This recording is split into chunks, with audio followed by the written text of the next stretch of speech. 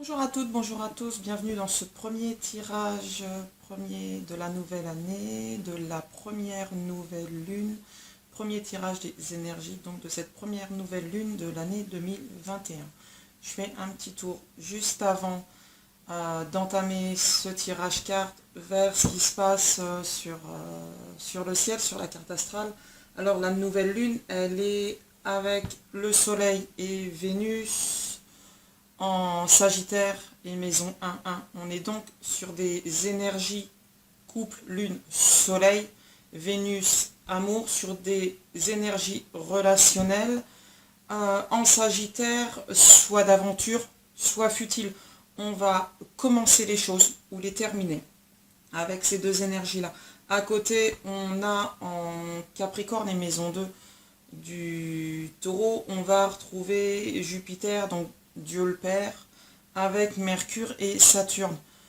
Qu'est-ce qu'on fait de cette aventure ou qu'est-ce qu'on fait entre guillemets de cette fin des choses? Comment on en discute, comment on l'élabore? Est-ce que c'est terminé ou est-ce que finalement cette fin nous permet d'avancer ensemble ou séparément?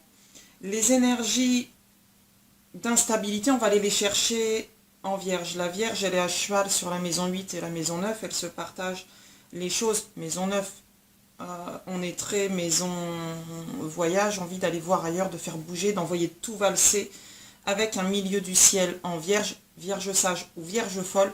Qu'est-ce qu'on fait? On se calme ou on implose? La carte du ciel nous dit clairement ça pour la nouvelle année.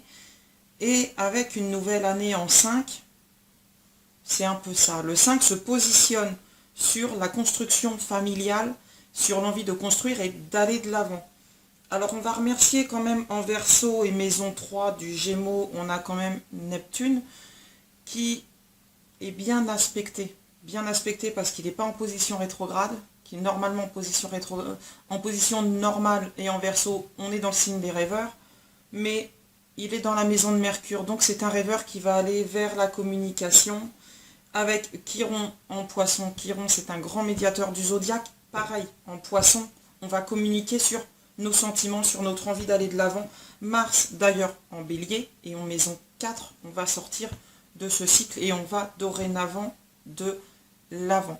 On va de l'avant avec un taureau en maison 6, donc taureau qui va pleinement occuper le domaine de la Vierge, avec un nœud nord et une lune noire, Lilith en position rétrograde. Donc on va aller chercher tout le positivisme de la Vierge et toute la stabilité du Taureau avec cette nouvelle lune. Le tirage carte, lui, il ne change pas. À quelques exceptions près, j'ai l'infini. Lui, il est toujours là.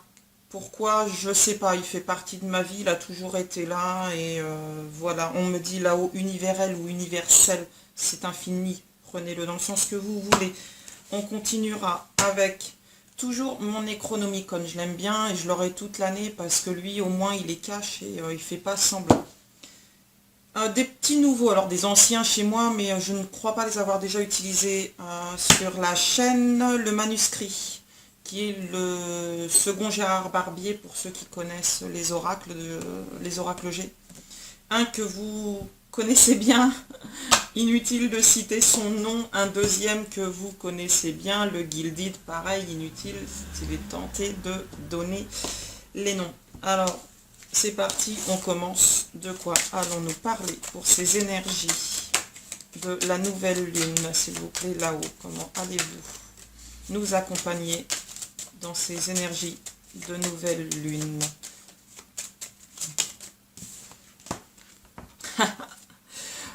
On continue dans les mêmes énergies, le cœur et elle. Voilà, universel, on s'unit à elle avec le cœur. Énergie complémentaire à la carte du ciel. Un petit tour, s'il vous plaît, des énergies. De quoi avez-vous envie de nous parler? La Vierge, bête de Babylone. Alors, c'est le chariot, hein, la bête de Babylone est associée au chariot pour le tarot de Marseille et associée à la Vierge. Le 2 de bâton, les décisions qu'on doit prendre. Vierge sage ou vierge folle, la roue de la fortune, le nœud nord. On est dans ces optiques durant la nouvelle lune. La meute de l'an va venir bousculer nos émotions. En fond de cette carte, on a la cité d'Atlantis. On est pleinement dans la tête dit non, mais le cœur dit oui. On est pleinement dans... on n'a jamais eu droit au bonheur avant, pourquoi on y aurait droit maintenant? On se fait des illusions. On enterre un passé. Parce que la lune, c'est le jugement divin. Et avec la reine de bâton, on est protégé. On va de l'avant dans le bon sens. Parce que là, l'univers nous a collé un ultimatum. Avec le 2 de denier, on nous dit stop, c'est fini. On arrête les choses. Alors, on les arrête comment? Parce que, bon, le jardin d'Éden, c'est le divin qui nous dit clairement stop, on arrête. Vierge sage, vierge folle, tu prends ta décision, tu t'y tiens. Avec la reine de bâton, tu te tiens à quoi? Ou à ton passé, tu t'accroches à ton passé et bah tant pis, c'est comme ça, tu renouvelles parce que tu n'as pas compris la leçon, tu ne l'as pas pigé la leçon. Ou tu as pigé la leçon, tu ne sais pas comment tu dois aller de l'avant, mais tu vas y aller.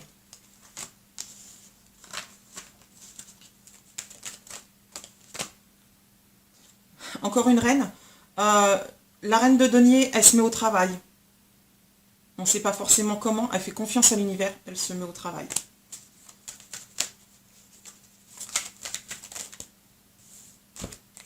Elle se met au travail parce que les énergies valet de bâton, les énergies du passé, toutes ces énergies négatives, 6 d'épée, toutes ces énergies matérielles, on me dit de frustration, qui nous ont, avec le 10 de bâton, empêché d'aller de l'avant. Le 10 de bâton, il construit les choses, il va de l'avant. Elle est extrêmement positive, cette carte. Ce qu'on voulait construire avec un 10 de coupe, c'est le couple. Avec le 3 d'épée et le valet de coupe, donc notre scribe et le pilier familial, la construction de la famille, on s'est clairement tout seul mis des bâtons dans les roues parce qu'on a, avec le valet de bâton, on a un passé de souffrance. Passé de souffrance, on me dit le passé, il est matériel, illusoire. On me dit de préférence financier. Le cœur n'avait pas de place. Alors le 10 de coupe, eh ben, on ne construit pas. On préfère rester dans la frustration parce que communiquer, c'est compliqué. Le scribe, c'est le messager des dieux. Et le messager des dieux nous informe sur un 10 de coupe. Nous dit attention au 10 de coupe. Attention à ce que nous allons faire du 10 de coupe. Qu'est-ce qu'on va faire du 10 de coupe? Alors le 10 de coupe a poussé la Subnigura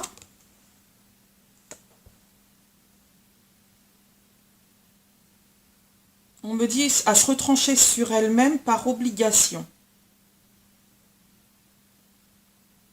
La Subnigura, elle va prendre le... C'est le signe du... Elle est à cheval entre le bélier et le taureau, la Subnigura. On va facilement l'associer au bélier parce qu'elle est fonceuse, elle va aller de l'avant, mais par contre, elle est... Elle est ce qui fait vivre les enfers. La Subnigura, c'est elle qui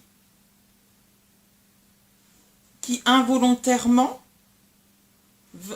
va marquer un passé de souffrance. C'est elle qui est le passage entre la souffrance et ce que vous avez envie de vivre. Je ne sais pas si c'est bien clair ce qu'ils me disent. Alors ce qu'on a envie... Ça pour le coup c'est clair. Ce qu'on a envie de vivre, c'est ça. C'est le profond et la mariée. Et là, on est avec la Subnigura, on est en plein dedans. On a une Subnigura qui va sortir des enfers avec un profond, donc une bête à cornes, un méchant, qui n'envoie pas de message, moi je viens d'en recevoir un, qui avec un 10 de bâton, un 6 d'épée, se met des bâtons dans les roues. Donc il reste dans les profondeurs de ses propres enfers à lui. Et il va surtout pas de l'avant. Il a la trouille de toute façon. Il le sait pourtant.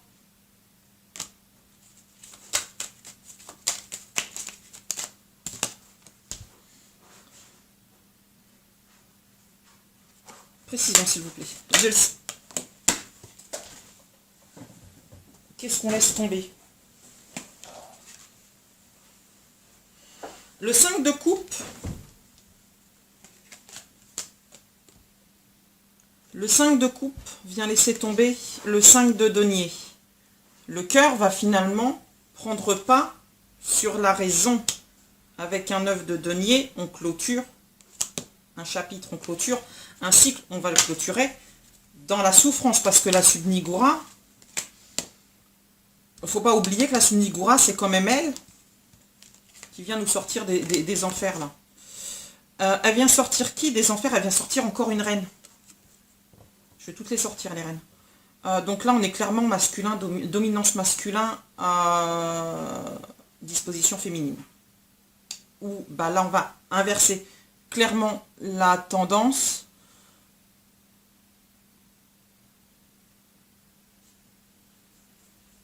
Précisez s'il vous plaît, parce que j'ai pas envie de le dire comme ça.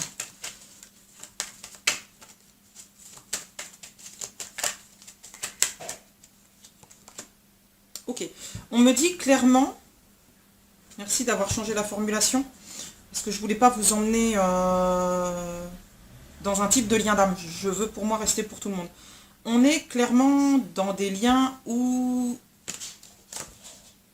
dans des liens d'amour, mais où on me dit, imaginez, l'homme c'est le patron, la femme c'est l'employé.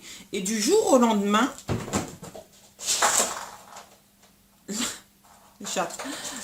la femme va devenir patron et le masculin va devenir salarié. Sauf que la femme va décider de licencier son salarié.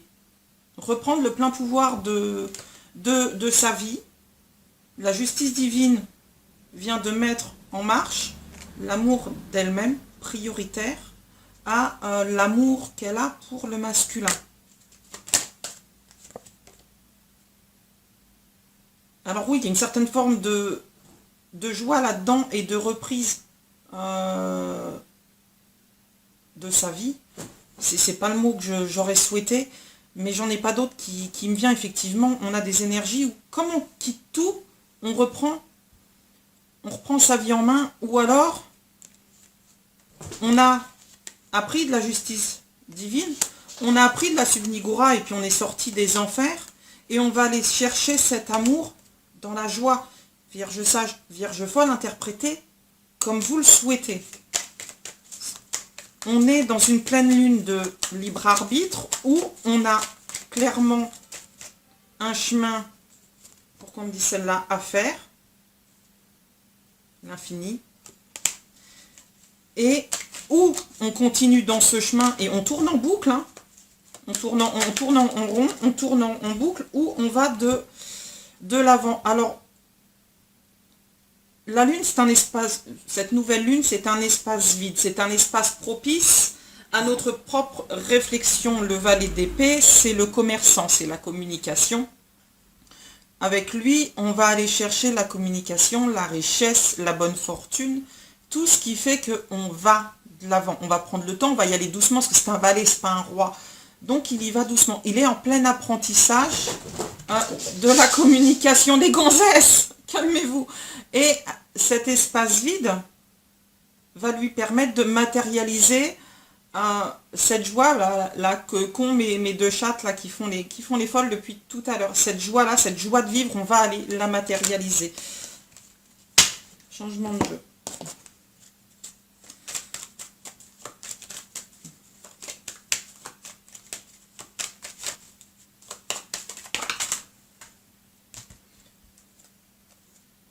La femme, elle est protégée. Alors, la femme est protégée par le divin dans sa réussite. Le problème n'est pas féminin, il est masculin. N'entendez pas par là que le problème, c'est pas la fille, c'est le garçon. Le problème, ce sont les énergies féminines face aux énergies masculines, ou les énergies masculines face aux énergies féminines. La dualité du cœur face à l'ego. La dualité où la notion de force va devoir s'équilibrer. On a pleinement une femme qui, avec le divin, donc qui est protégée, qui va venir équilibrer ses réussites. Les pyramides, les réussites, elles sont autant professionnelles que sentimentales.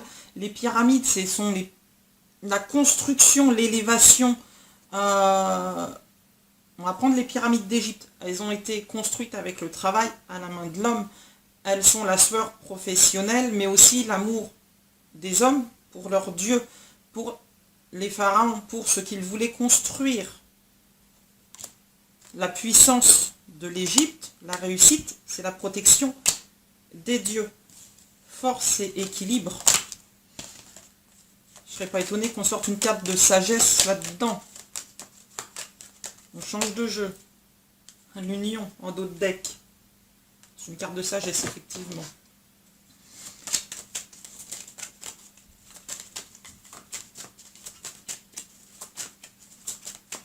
Donc, qu'est-ce que, pour répondre à la carte du dos de deck, qu'est-ce que l'union pour l'infini ou pour l'univers? Je ne serais pas étonné de sortir la carte de la sagesse, je l'ai sortie. Avec la nécessité de l'initiation. La sagesse, sur cette carte, on retrouve notre pyramide. On trouve notre pyramide. Et la sagesse, la nécessité de l'initiation, effectivement, on a la nécessité du travail, des constructions, des pyramides pour l'élévation spirituelle.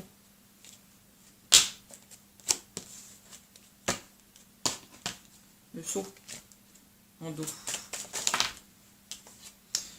Pourquoi l'élévation spirituelle? Pour l'équité, l'équilibre, on me dit, émotionnel. On a un petit Mercure qui est là.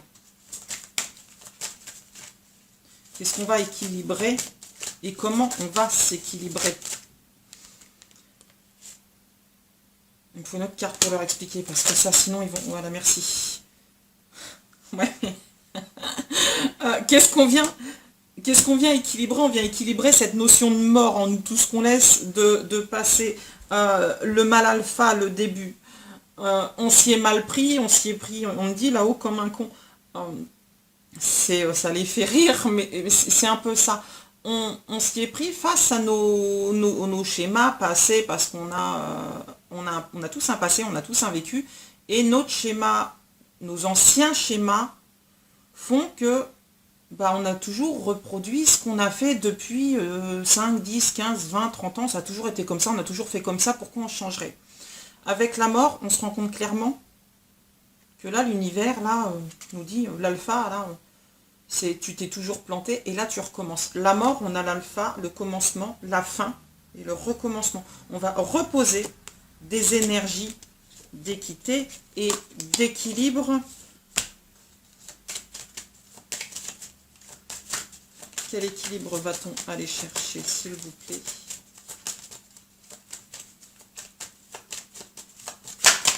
Youhou! Ok. On va chercher des énergies d'adversité. On va aller équilibrer les énergies d'adversité. Le duel, vous savez, sur l'épaule, on a un ange super bien, et de l'autre côté, on a un démon. Et si tu y vas, et non, tu y vas pas. Et si tu parles, et non, tu parles pas. Et c'est ça. C'est exactement ça qu'on va venir équilibrer dans cette notion d'adversité. C'est le cœur versus l'ego. Qu'est-ce qu'on va équilibrer, le cœur versus l'ego? Je vous en dis pas plus, vous avez compris, ça fait depuis 20 minutes que je vous dis qu'on est des énergies de messages d'union de construction. Je crois que celles-ci sont suffisamment claires. Merci là-haut. En dos de deck, j'ai la mutation, la transformation. Effectivement, on mute, on transforme. Le serpent se mord, effectivement, se change, se mue. Il ne se mord plus. Là que on n'est plus ce cercle, on n'a plus ce rond. Le serpent reprend sa place du yig et protège le monde, protège... on me dit la fusion autant l'un avec l'autre que la fusion de nous-mêmes par les messages reçus des autres et du divin. Un dernier message, s'il vous plaît. Qu'est-ce qu'on quitte? Ce qui nous parasitait, ce labyrinthe, ce 8 infini, on prend les mêmes et on recommence. Ça, on quitte, on clôture. Vers quoi se dirige-t-on? Vers quoi se dirige-t-on? Alors, vers quoi se dirige-t-on? Le temps, c'est le temps qui nous dirige vers le travail émotionnel que nous devons faire, que nous avons fait, ou on me dit qu'il nous reste à faire. Avec les poissons, on est pleinement dans les sentiments et on bouge. La Vierge, le travail, nous montre qu'on a bougé, qu'on a fait évoluer les choses. Il y a déjà un travail effectué, un parcours de fait. Il est temps, on me dit, d'accélérer les choses. Comment vont s'accélérer les choses? Je ne sais pas si comment est la bonne formule, mais qu'est-ce qui fait que les choses vont bouger ou vont s'accélérer? Comment les énergies vont gérer tout ça? Comment vous, là-haut, vous allez nous permettre de gérer ça? On va gérer ça par les messages. On est j'ai ressorti toutes les cartes des messages, toutes les cartes sentimentales.